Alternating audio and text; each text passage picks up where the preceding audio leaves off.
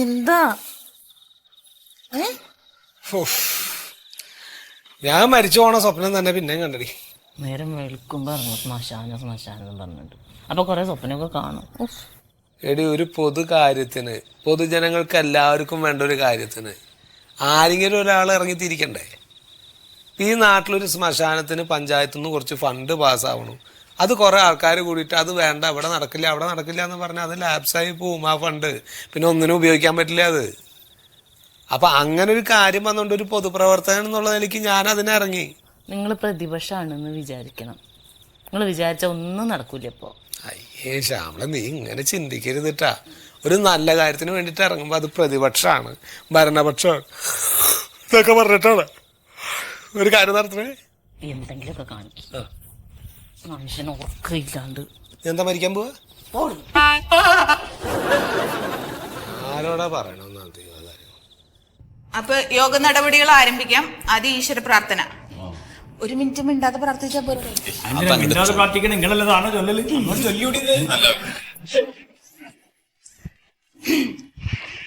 അഖിലാണ്ട് മണ്ഡല മണിച്ചൊരുക്കി അതിനുള്ളിൽ ആനന്ദ ദീപം കൊളുത്തി പരമാണു പൊരുളിലും സ്ഫുരണമായി മിന്നും പരമപ്രകാശമേ ശരണം നിത്യം.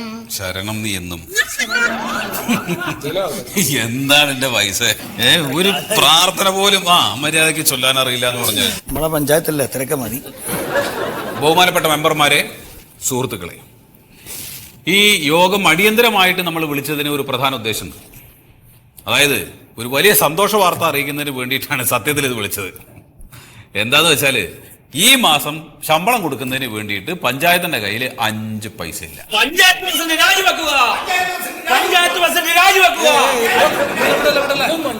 അയാൾ പറഞ്ഞു തുടങ്ങിയിട്ടില്ലല്ലോ. അതായത് നമ്മൾ മെമ്പർമാർക്കും പഞ്ചായത്ത് ജീവനക്കാർക്കും ശമ്പളം കൊടുക്കുന്നതിന് ഈ മാസം ഫണ്ടില്ല. എന്ത് വേണമെന്നുള്ളത് ആലോചിക്കണം. എല്ലാ തവണയും നിങ്ങൾ ചെയ്യണ പോലെ അങ്ങോട്ട് ചെയ്താൽ പോരെ? ഏതെങ്കിലും വകുപ്പിലെടുത്ത് അടിച്ചു മാറ്റും. അടിച്ചു മാറ്റിയതൊന്നും പറയല്ലേ. എന്നാ കട്ടെടുത്തെന്ന് പറയാം. എന്താ? ഇല്ല പ്രസിഡന്റ് പറഞ്ഞോ, വക മാറ്റി ചെലവഴിക്കാന്ന് പറഞ്ഞൂടെ? നിങ്ങൾക്ക് ഇത് അറിയാത്തതൊന്നും അല്ലല്ലോ. എന്റെ സാധാരണക്കാര് പറയണത് ഈ ഭാഷയാണേ പുറത്ത്. സാധാരണക്കാരുടെ ഭാഷ നിങ്ങൾ ഉപയോഗിക്കാൻ പാടില്ലാന്ന്. നിങ്ങൾ മെമ്പറല്ലേ? കാര്യങ്ങളിലേക്ക് കടക്കുന്നു. അല്ല, തീരുമാനം ഇപ്പോ ഒരു വേറെ നമ്മൾ 2-3 വിഭാഗത്തിലേക്ക് നമ്മൾ ഫണ്ട് നീക്കി വെച്ചിട്ടുണ്ട്. അപ്പൊ അതിൽ നിന്ന് ഏതെങ്കിലും ഒന്ന് എടുത്തിട്ട് ഈ ആളുകൾക്ക് ശമ്പളം കൊടുക്കുക. നിങ്ങൾ ഏത് ഫണ്ട് ഉപയോഗിക്കാനാണ് നിങ്ങൾ ഉദ്ദേശിക്കണത്? അപ്പൊ 3-ാം വാർഡിലെ ഗവൺമെന്റ് സ്കൂളിന്റെ മെയിന്റനൻസിന് വേണ്ടിയിട്ട് കുറച്ച് ഫണ്ട് നമ്മൾ മാറ്റി വെച്ചിട്ടുണ്ട്. അപ്പോൾ വർഷക്കാലമായതുകൊണ്ട് ഇപ്പൊ അത് നടക്കില്ല.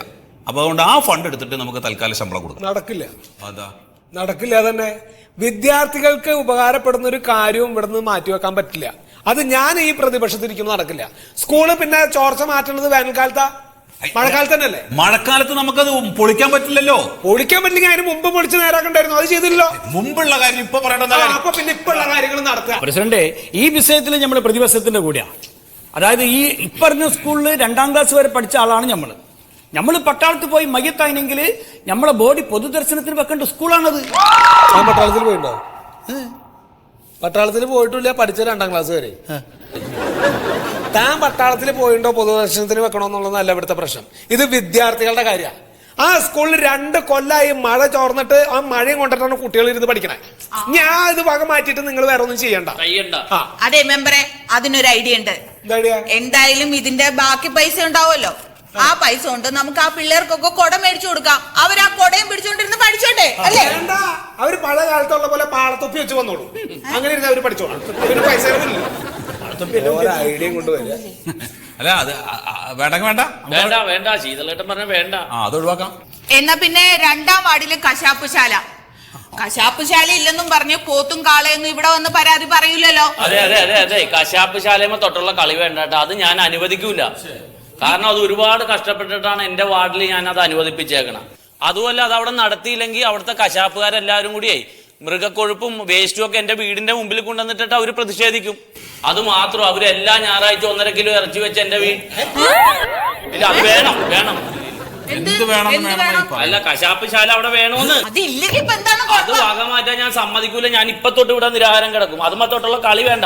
വേണ്ട എടുക്കണ്ട. അപ്പൊ നമുക്ക് ആ കശാപ്പ് ശാലയുടെ ഫണ്ട് ഭഗവാനെ അല്ല ചെലവഴിക്കാം. പ്രസിഡന്റ്, കശാപ്പുശാലയുടെ കാര്യത്തിൽ എനിക്ക് വേറൊരു ഐഡിയ ഉണ്ട്. വേണ്ട അത് നമുക്ക് പിന്നെ പറയാം. പിന്നെ ഇതില് അപ്പൊ പിന്നെ നമുക്ക് ചെലവഴിക്കാൻ പറ്റിയിട്ടുള്ള വേറൊരു ഫണ്ട് ഉണ്ട് സത്യത്തില്. ഏതാ ഫണ്ട്? അത് മറ്റേ ശ്മശാനത്തിന്റെ ഇതിന് വേണ്ടി മാറ്റിയിട്ടുള്ള ഒരു ഫണ്ട് ഉണ്ടല്ലോ. അപ്പൊ അതിപ്പോ തൽക്കാലം ഇപ്പൊ അങ്ങനെ പെട്ടെന്ന് നമുക്കൊരു ശ്മശാനത്തിന്റെ ആവശ്യമില്ല. അപ്പൊ നമുക്ക് അങ്ങനെ ചെയ്യാം. ആർക്കും കുഴപ്പമില്ലേ? അതെ, എന്നാ എനിക്കൊരു കാര്യം പറയാനുണ്ടാ. 5-8 വർഷം ഞങ്ങളുടെ കഠിനാധ്വാനം കൊണ്ട് ഞങ്ങൾ ഭരണത്തിൽ ഇരിക്കുമ്പോഴാണ് ഈ സ്ഥലം മേടിച്ചിട്ടുള്ളത്. അന്ന് മുതല് ഇതിനൊരു സൗകര്യം, ഒരു ശ്മശാനത്തിനുള്ള സൗകര്യം ഉണ്ടാക്കണമെന്ന് അന്ന് മുതൽ പറയണതാണ്. ഇവിടെ ഓരോ പ്രാവശ്യം ആ ഫണ്ട് മാറ്റി ചെലവഴിക്കാന്നല്ലാതെ ഇതുവരെ പദ്ധതി കൊണ്ടുവന്നിട്ടില്ല. ഇത്തവണ അത് മാറ്റി ചെലവഴിക്കാൻ ഞാൻ സമ്മതിക്കില്ല. ശീതള, ഇത് 1 മാസത്തെ വിഷയമാണ്. അത് കഴിഞ്ഞിട്ട് നമുക്ക് അതിനെപ്പറ്റി ആലോചിക്കാം. ഇതൊരു മാസത്തെ വിഷയമല്ല. അപ്പൊ ഈ 1 മാസം ശമ്പളം കൊടുക്കണ്ടേ? 5-8 വർഷമായിട്ട് പറഞ്ഞുകൊണ്ടിരിക്കുകയാണ്. അപ്പൊ ഇവിടെ ഒരു ശ്മശാനം വേണ്ടേ? അതെന്താ പറയാത്ത? ശ്മശാനം വേണ്ടെന്ന് ആരെങ്കിലും പറഞ്ഞോ? അപ്പൊ അത് എന്താണ്? അത് പറയൂ. അല്ല സീതലായിട്ട് അതിനകത്ത് ആൾക്കാർ ഇവിടെ മയ്യത്താവുന്നുണ്ട് കുച്ചിടായി. അതെ, നിങ്ങൾ ആരെങ്കിലും മരിച്ചു കഴിഞ്ഞാൽ നിങ്ങൾക്ക് നിങ്ങളുടെ പള്ളിപ്പറമ്പുണ്ട് കൊണ്ടുപോയി വെക്കാനായിട്ട്. ഇവിടെ മറ്റുള്ള മതസ്ഥരുടെ കാര്യം കൂടി ആലോചിക്കണം. ഇനി അതും പോട്ടെ, ഒരു സെന്റ് ഭൂമി സ്വന്തമായിട്ടില്ലാത്ത ആൾക്കാരുണ്ട് ഇവിടെ. അവരൊക്കെ അവിടെ കൊണ്ടുപോകും. ഇവിടെ ഈ പഞ്ചായത്തിൽ ഒരാളും മരിച്ചു കഴിഞ്ഞിട്ടുണ്ടെങ്കിൽ 10-40 കിലോമീറ്റർ പോയിട്ട് ശാന്തി തീരത്ത് കൊണ്ടുപോയിട്ട് വേണം ശവടക്കാനായിട്ട്. അത് എവിടെയാന്ന് വെച്ചാൽ കൊണ്ടുപോകണം. അതിനെ സൗകര്യമുള്ളവർക്ക് ഇത് പറയാം. അത് അല്ലാത്ത പാവങ്ങൾ എന്ത് ചെയ്യും? ഒരു ഓട്ടോറിക്ഷയ്ക്ക് കാശ് കൊടുക്കാൻ പറ്റാത്ത ആൾക്കാരുണ്ട്. അത്രയും പ്രകൃതി രമണീയമായിട്ടുള്ള സ്ഥലത്ത് പാർക്ക് വേണമെന്നാണ് അവര് നമ്മളോട് ആവശ്യപ്പെട്ടത്. ഈ പ്രകൃതി രമണീയമായിട്ടുള്ള സ്ഥലത്ത് പാർക്കിൽ ഉല്ലാസമൊക്കെ കഴിഞ്ഞ ഒരു ദിവസം ചാവും. അപ്പൊ കുഴിച്ചിടാനും കൂടി സ്ഥലം വേണം. അപ്പോഴത്തെ കാര്യം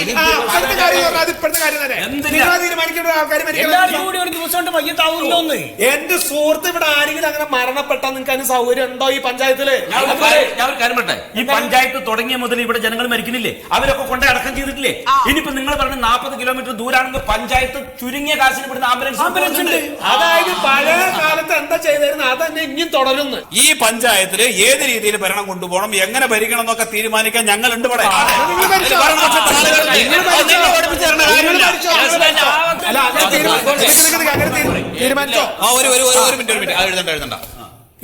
ബഹുമാനപ്പെട്ട മെമ്പർമാരെ, പഞ്ചായത്ത് പ്രസിഡന്റ് എന്നുള്ള നിലയ്ക്ക് ഭരണസമിതിയുടെ തീരുമാനം ഞാൻ അറിയിക്കുകയാണ്. അതായത് വളരെ സാമ്പത്തികമായിട്ടുള്ള ഞെരുക്കം അനുഭവിച്ചു കൊണ്ടിരിക്കുന്ന ഈ സന്ദർഭത്തിൽ ഈ ശ്മശാനത്തിന്റെ ഫണ്ട് എടുത്തിട്ട് നമ്മൾ ശമ്പളം കൊടുക്കാൻ വേണ്ടി തീരുമാനിക്കുന്നു. ഒപ്പം ഈ സാമ്പത്തിക വർഷം ശ്മശാനത്തെ കുറിച്ച് ഭരണസമിതി ചിന്തിക്കുന്നുമില്ല. ഈ തീരുമാനത്തിനെ പ്രതിഷേധിച്ച് ഞങ്ങൾ ഈ മീറ്റിംഗ് ബഹിഷ്കരിക്കുന്നു. 3 ആളാ പോണേ. ഭർത്താവ് കേട്ട 30 ആള് പോണ മാതിരിയാ. ഏതോ കാലത്ത് ചാവാ കിടക്കുന്ന ആൾക്ക് ഇപ്പൊ ശ്മശാനം വേണമെന്ന് പറഞ്ഞാൽ ഇയാൾക്ക് എന്തിന്റെ വാശിയാണ്? മൂപ്പര് വിചാരം ഇവിടെ എല്ലാരും കൂടി ഒരു ദിവസം മയ്യത്താൻ പോവുകയെന്നാ.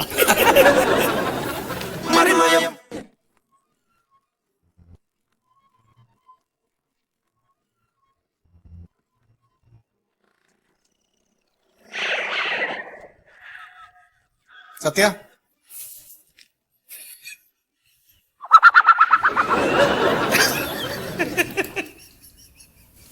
ഇതെന്ത് വേഷമാണ് ഇത്? കോമാളികളെ പോലെ. നിനക്ക് ഇത് ചേരൂലടാ. സത്യശീല, ഇതൊക്കെ എന്റെ നിലനിൽപ്പിന്റെ പ്രശ്നമാണ്. അതിനുവേണ്ടി ഞാൻ ഈ സെറ്റപ്പ് ഒക്കെ ഉണ്ടാക്കി വെച്ചേക്കണം. ഈ കോട്ടും വണ്ടിയൊക്കെ ഇതൊക്കെ കണ്ടാലേ ഓർത്തും ഒരു ഫ്ലാറ്റ് മേടിക്കുള്ളൂ. എടാ, ഈ ചൂട് കാലത്ത് ഇതൊക്കെ ഇട്ട് കിടക്കാൻ നിനക്ക് എന്താ പ്രാന്തുണ്ടാ?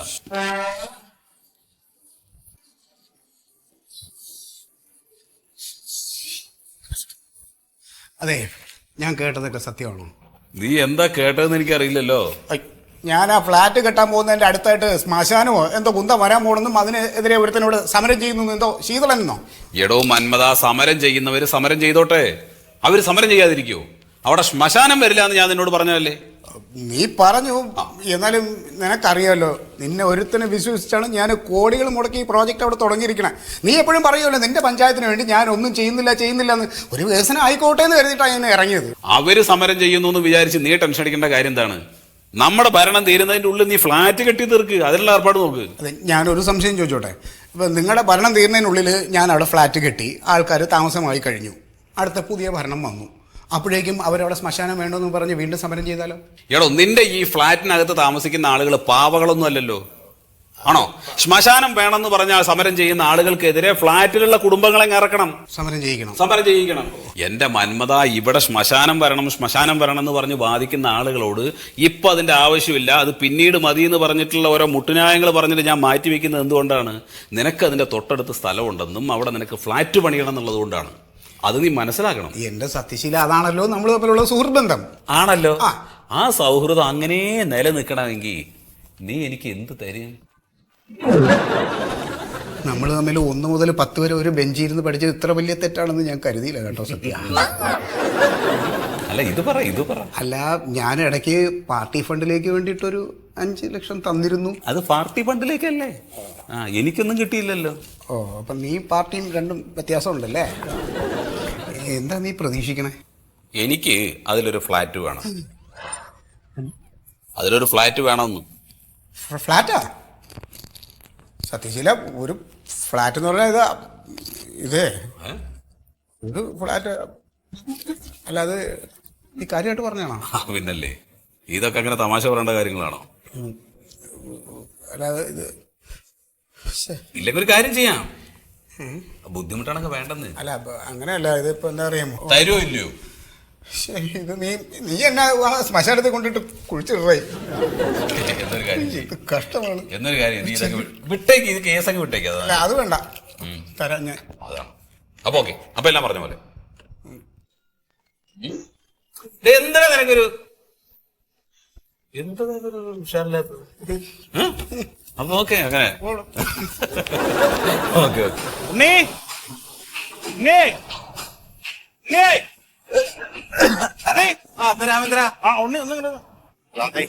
എനിക്ക് 2 റീത്ത് വേണം വരുന്നുള്ള. നമ്മുടെ വാർഡിൽ നിന്ന് 4 പേരാണ് മൊത്തം മരിച്ചേക്കണേ. 2 സ്ഥലത്ത് ഞാൻ പോയി റീത്ത് വെച്ചിട്ടാണ് വന്നത്. അത് മനസ്സിലായി. സ്ഥലത്ത് പോകാനായിട്ട് കാശില്ല. അത് മനസ്സിലായി. മൊത്തം പൈസ എടുത്ത് കീശിയിലിട്ടു. ഇപ്പൊ 2 റീത്ത് വേണം. 400 റുപ്യ, ഒരു 200 റുപ്യ എന്നാ. 200 രൂപ? എന്താണത്, വെള്ളരിക്കപ്പെടണോ? പിന്നെ എത്ര വരും? ഞാനൊരു 50 രൂപ വരും. പോരുന്നു ഒരു 150 രൂപ. ഒന്ന് പോടാ, ഈ ഒരു 3 എടുത്തോണ്ടേ.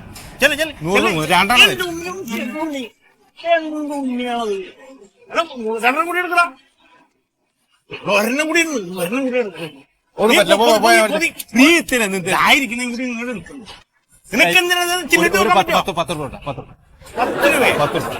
നീ പോയ ഒരു പേപ്പർ എടുത്തോണ്ട്